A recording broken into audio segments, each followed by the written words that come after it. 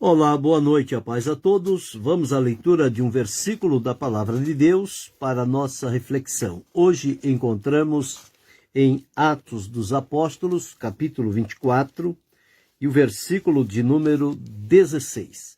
Assim está escrito: E por isso procuro sempre ter uma consciência sem ofensa, tanto para com Deus como para com os homens. Este versículo está inserido em uma defesa do apóstolo Paulo, ele que experimentou prisões por conta de pregar o evangelho e ser fiel a Jesus, e em várias oportunidades ele tinha que dar razão da esperança, da convicção que o dominava e o levava a ser fiel ao Senhor, não importando se ele tivesse que enfrentar prisões, ameaças e perseguições. E aqui ele estava diante do tribunal, onde estava lá o governador Félix, e ele ali foi chamado para dar a sua defesa, ou se defender. Paulo, como nós sabemos, não havia nada de que o acusasse de uma transgressão, ou seja, de maneira negativa, algo que ele tenha feito contra as pessoas, contra o Estado, contra a nação. O certo é que ele estava sendo preso e era julgado e condenado unicamente porque estava propagando o Evangelho, falando a respeito de Jesus Cristo.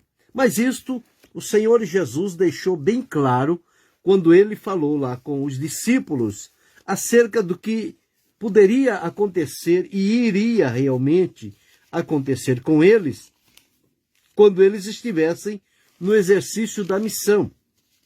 Aqui no capítulo 16 do Evangelho de Jesus Cristo, escrito por João, está escrito as seguintes palavras, nos versículos aqui, 18 a seguir.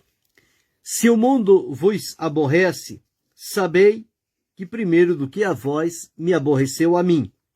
Se vós fosseis do mundo, o mundo amaria o que era seu. Mas porque não sois do mundo, antes eu vos escolhi do mundo. Por isso é que o mundo vos aborrece.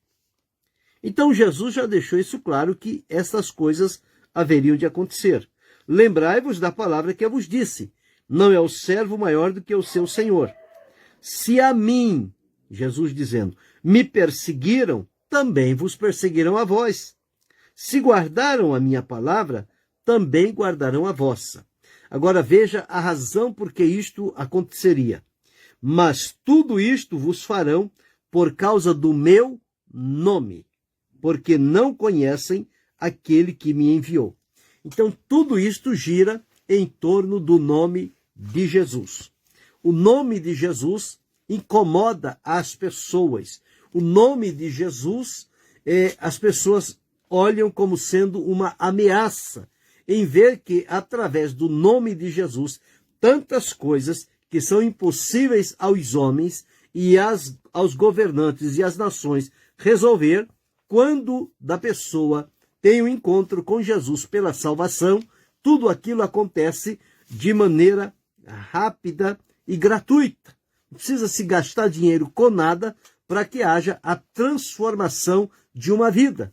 Então, somente por ela crer em Jesus e crer na obra feita por Jesus, então, pela fé, ela é perdoada, ela é liberta, ela é transformada, a sua vida muda o sentido completamente. O que outrora era violento, agora é manso. O que outrora dava prejuízos, agora produz. O que outrora vivia na prática da mentira, agora está na prática da verdade. Quem vivia na idolatria, agora vive na adoração a Deus. Quem vivia na imoralidade e na prostituição, agora tem uma vida santificada. Então é assim que as coisas acontecem. E isto tudo por causa do nome de Jesus, porque há poder no nome de Jesus e o nome de Jesus liberta, e ao libertar, transforma. Não é um faz de conta. Não é como as pessoas fazem quando chega a determinada ocasião que vêm autoridades estrangeiras para um determinado país. Eles fazem ali uma maquiagem na cidade, nas pessoas, aqueles moradores de rua, eles tiram de perto, levam para um lugar longe, para dizer que ali tudo é maravilha. Mas isso tudo é mentira. Porque passou aquele momento de enganação, as coisas voltam a tudo como era antes. Com Jesus é diferente. Todos aqueles que tiveram um encontro com Jesus nunca mais foram os mesmos. Eles foram transformados, foram mudados. Por quê? A presença de Jesus na vida da pessoa realiza uma grande transformação. Por isso é que o próprio apóstolo Paulo, escrevendo à igreja de Corinto, na segunda carta, capítulo 5, versículo 17, ele diz o seguinte: assim que, se alguém está em Cristo, nova criatura é. As coisas velhas já passaram, tudo se fez novo. E o próprio Paulo, quando da sua conversão, ele recebeu uma palavra. Ananias, que estava com medo de ir lá e orar por Saulo, Jesus disse que ele estava encarregado de um trabalho, um ministério que ele realizaria para Deus, mas que isto seria com muita dificuldade. No capítulo 9 de Atos, diz assim, Ananias disse: Senhor, há muitos ouvi acerca deste homem, quantos males ele tem feito. Paulo era, por demais, violento. E aqui tem poder dos principais sacerdotes para prender a todos que invocam o teu nome. Olha, por que Paulo prendia? Porque invocava o nome de Jesus. Paulo também estava no lugar daqueles que aborrecem o nome de Jesus. Mas agora, através do encontro que o Senhor Jesus marcou com ele, o libertou, transformou e o salvou, diz aqui: disse-lhe, porém, o Senhor: vai, porque este é para mim um vaso escolhido, para levar o meu nome diante dos gentios, dos reis e dos filhos de Israel. E eu lhe mostrarei quanto deve padecer pelo meu nome. Então Paulo estava ciente de que o desempenho do seu ministério seria debaixo de sofrimento. E este sofrimento seriam perseguições, ameaças, calúnias, prisões e outras coisas mais. Mas uma coisa Paulo tinha. A partir do momento da transformação, não foi somente uma aparência, mas a vida dele foi mudada na essência, de dentro para fora. E agora, então, a consciência dele foi purificada através do sangue de Jesus, como a de todos nós, que fomos chamados para a salvação. A nossa consciência, ela também era uma consciência culpada, contaminada, pecadora, tendenciosa, mas em Cristo ele também fez uma transformação. Ele fez a purificação da nossa consciência. E agora, então, nós temos uma boa consciência para viver e servir a Deus diante das pessoas.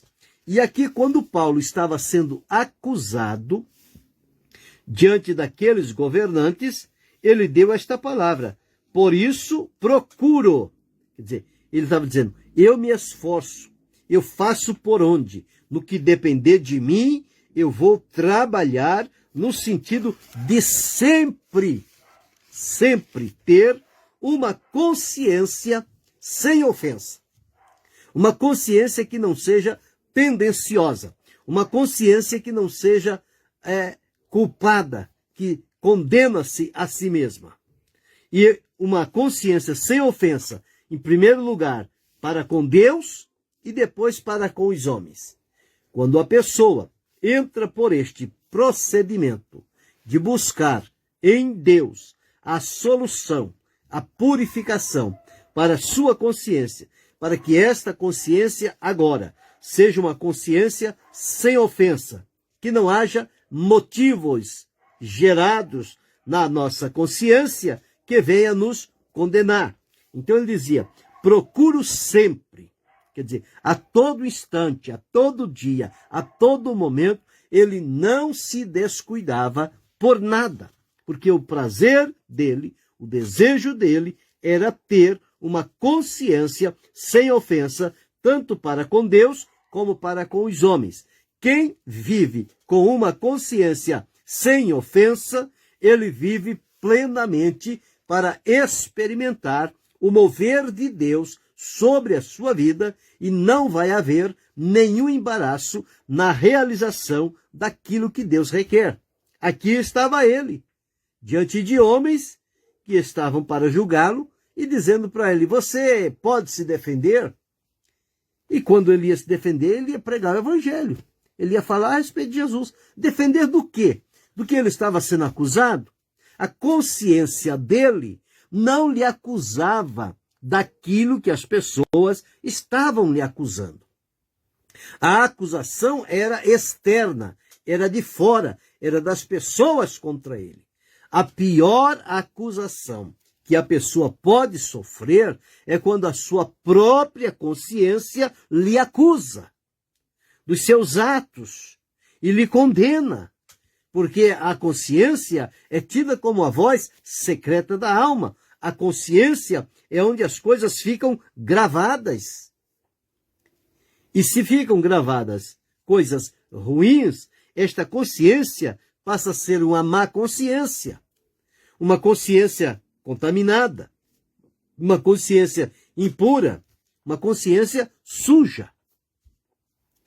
E isto, com o passar do tempo, esta consciência vai ficando cauterizada, quer dizer, uma consciência que antes ainda advertia em determinadas ações que a pessoa praticava, com a prática do mal, sem dar atenção à advertência da consciência, ela passou a ficar, então, cauterizada, insensível, porque a pessoa não deu mais ouvido à consciência, ela então se calou, cauterizou-se.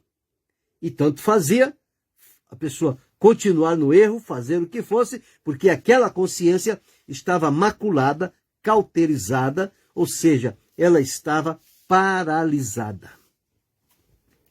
Mas Paulo tinha o cuidado de manter a sua consciência sem ofensa, primeiro diante de Deus, depois diante das pessoas. É triste quando você está entre pessoas e tem determinados comportamentos e que depois a sua consciência vai lhe acusar. Então a sua consciência não vai ser sem ofensa. Vai ser uma consciência que vai ser como que um juiz implacável a lhe acusar. E o adversário, ele é astuto para pegar esta acusação e colocar a pessoa em dificuldades. Mas o desejo de Paulo era manter uma consciência sem ofensa, tanto para com Deus quanto para com os homens. Eu e você precisamos aprender com exemplos de homens como Paulo. Se olhar o Paulo antes de Cristo, não poderíamos dizer que a consciência dele era sem ofensa, porque os atos dele identificavam que aquela consciência estava perturbada. Mas veja que milagre do encontro com Jesus, Jesus purificou aquela consciência. E agora ele podia dizer com verdade, ele não estava enganando, ele estava dizendo a verdade. Eu procuro sempre ter uma consciência sem ofensa, tanto para com Deus quanto para com os homens. Aqui no capítulo 23 de Atos, o versículo 1, ele diz assim, ó, e pondo Paulo os olhos no conselho, o conselho que ele estava julgando, disse, varões e irmãos, até o dia de hoje tenho andado diante de Deus com toda a boa consciência. Então veja, duas qualidades que Paulo tinha convicção da sua consciência. Primeiro, era uma consciência sem ofensa, tanto para com Deus quanto para com os homens. Segundo, era uma consciência boa, porque ele estava andando diante de Deus com toda boa consciência. Então, a consciência nossa, todos nós temos a consciência, nós temos esta consciência dos nossos atos. Então, precisamos estar atento para que a nossa consciência não seja um juiz implacável a nos acusar dos nossos atos contrários e errados, mas que possamos ter o testemunho de uma boa consciência. Porque a boa consciência vai nos ajudar. É como Davi. Davi disse, eu não temo um exército, eu posso enfrentar um exército, eu posso saltar o muro. Por que que Davi dizia isto? Diante de tantas ameaças e acusações que ele sofria. Porque ele nutria uma boa consciência. Então nada podia derrotá-lo. Porque o homem, a mulher, o cristão, ele é derrotado interiormente. Quando a consciência dele lhe acusa. E então ali ele está derrotado. Quando as acusações vêm de fora, mas a vida dele e a consciência dele está sã, está sadia, está sem ofensa, uma consciência pura diante de Deus, nada pode derrubá-lo. Porque esta consciência se estabelece como um testemunho da verdade e da lealdade daquela pessoa. Então, quando olhamos aqui em Hebreus, no capítulo 13, o versículo de número 18, está escrito assim, Hebreus 13 e 18. Orai por nós, porque confiamos que temos boa consciência, como aqueles que em tudo querem portar-se honestamente. O escritor estava aqui pedindo oração. E ele dizia, porque confiamos, a nossa convicção é de que nós temos uma boa consciência. Quando eu e você tivermos esta convicção de que realmente a nossa consciência é boa, não é ofensiva, ela é agradável diante de Deus, essa consciência, ela vai servir para nós como um forte testemunho para nos manter firmados em Cristo e não se deixar levar por toda e qualquer acusação que se fizer contra nós. Se Paulo se deixasse levar pelas acusações que recebeu, ele seria um derrotado. Mas por procurar sempre ter uma consciência sem ofensa, tanto para com Deus quanto para com os homens, e uma boa consciência, isto o manteve firme, seguro e removível na sua posição e fidelidade diante de Deus. Veja quão importante é ter uma consciência sem ofensa e uma consciência boa. E em 1 Pedro, no capítulo 3, o versículo 16, está escrito assim: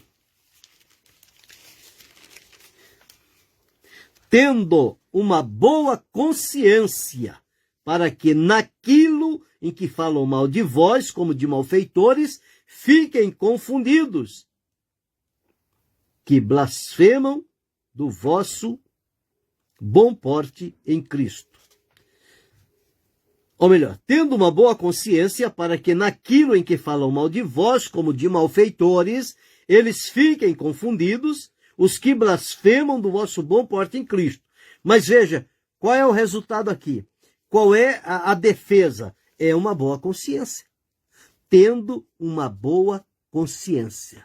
Não tendo nada que nos acuse interiormente. Estamos de acordo?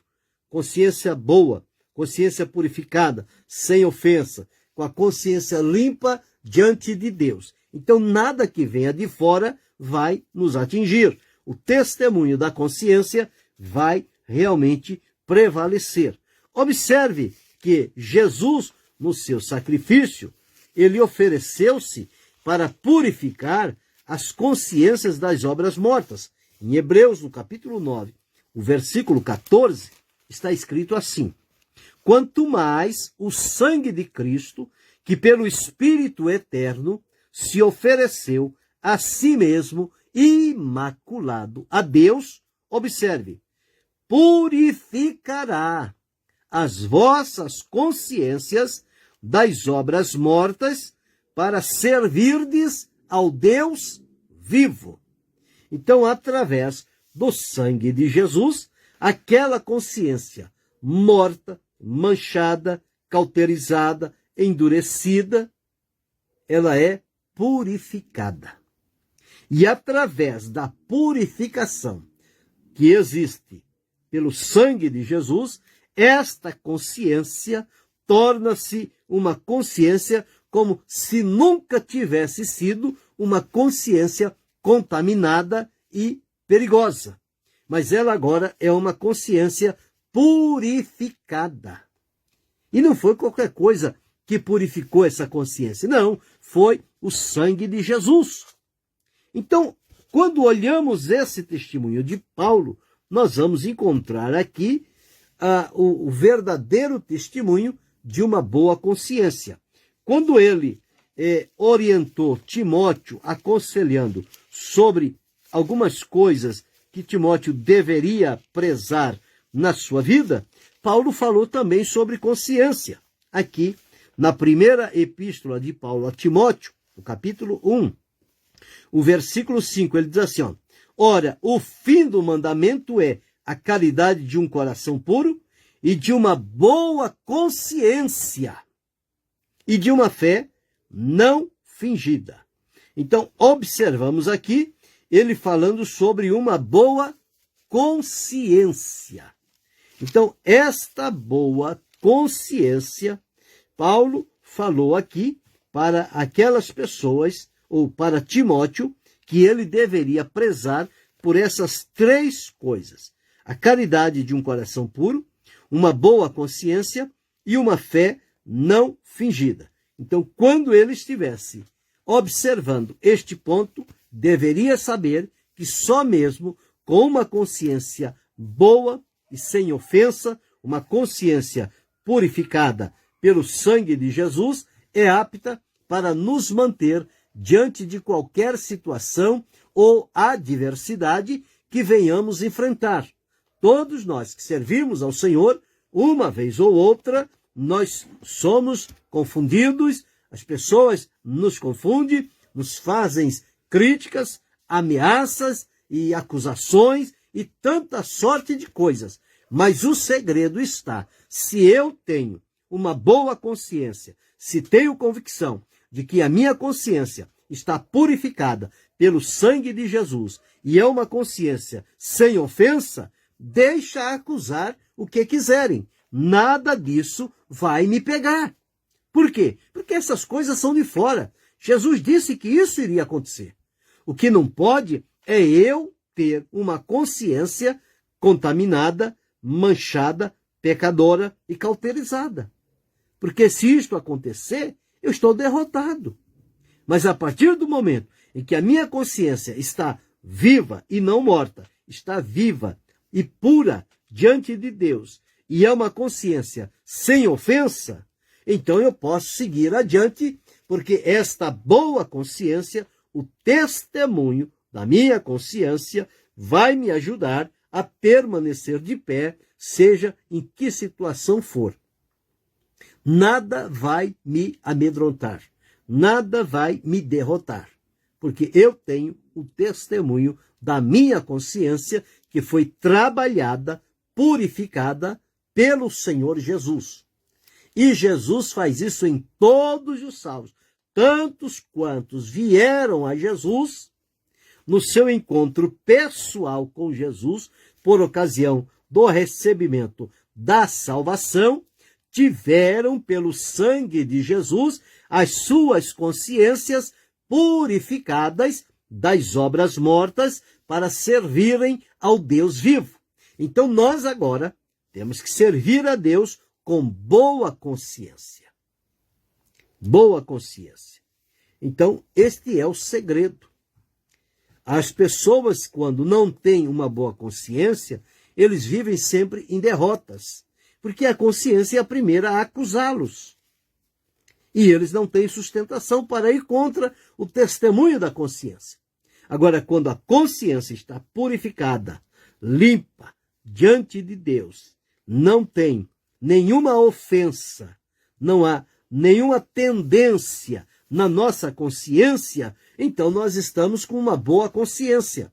Em primeiro lugar, esta boa consciência deve ser para com Deus. Não devemos ter nada diante de Deus que nos seja acusável. E diante dos homens, muito menos ainda. Então, é viver de tal maneira a agradar ao Senhor nosso Deus, viver a realidade do que diz a sua palavra, porque isto vai contribuir para a nossa consciência. Então, Paulo disse aqui em Atos, conforme li no capítulo 24 e o versículo 16, e diz: e por isso procuro sempre ter uma consciência sem ofensa, tanto para com Deus como para com os homens. Agora, você já avaliou como está a sua consciência? Eu não posso avaliar a sua consciência. Eu tenho que examinar a minha consciência. É um exame introspectivo, um exame para dentro de nós. Você deve fazer isto. Neste exame, a sua consciência está purificada, sua consciência está limpa diante de Deus, sua consciência está sem ofensa, glória a Deus por isso.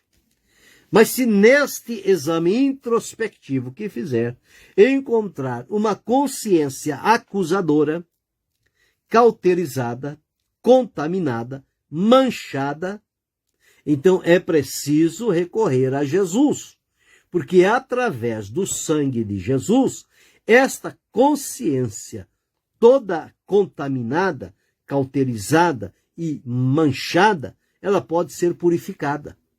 Jesus, pelo sangue, ele purifica a consciência das obras mortas e a nossa consciência fica renovada diante da presença do Senhor. Então agora, com uma boa consciência, uma consciência que foi lavada e purificada pelo sangue de Jesus, esta consciência agora vai se levantar como um testemunho fiel diante da nossa vida e dos nossos atos.